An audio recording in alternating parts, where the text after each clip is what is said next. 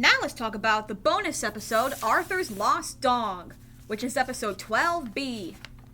And here's our other special guest, Pal! Here, Pal. Come here, boy. Come here, Pal. Arf. Good boy. Are you ready for this? Arf.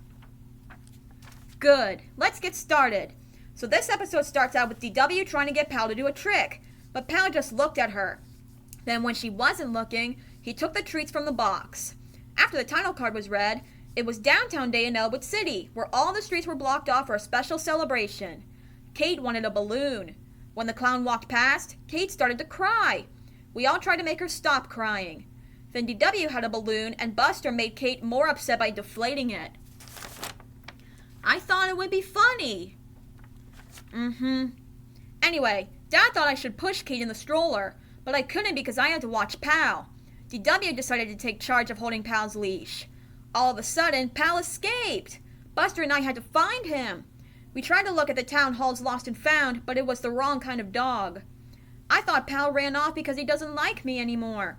Meanwhile, Mom and Dad tried to calm Kate down. When Kate saw the clown, she stopped, but resumed crying. I guess your parents didn't notice, huh? I guess they didn't, and you would think they would.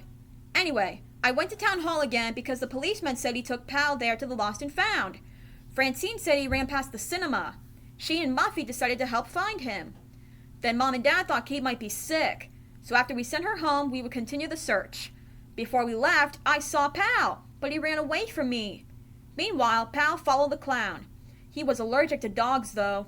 Somehow he managed to grab the balloons, let go of most of them, and landed in Francine's arms. Then he ran home. I followed him into DW's room, and he landed into the crib. That's when Kate stopped crying. Dad wondered how Mom got her to stop. She didn't know. And that's how the episode ends. Ruff! What's that, boy? You always liked me and you always will? Well, I like you too. I'm sorry, boy. I guess I was so worried about you I just wasn't thinking straight. I should have known you ran off because you wanted to give Kate a balloon, huh? Ruff! Well, I know now. Well, that's Arthur's first sleepover. Now let's talk about each episode as a whole. What did you think of Arthur's first sleepover, Buster? Well, Arthur, I thought this episode was a fun one. The tent, the outdoors, the games, and the aliens. Roll them all up in one and you got a masterpiece. I agree. What about Arthur's lost dog? What did you think of that?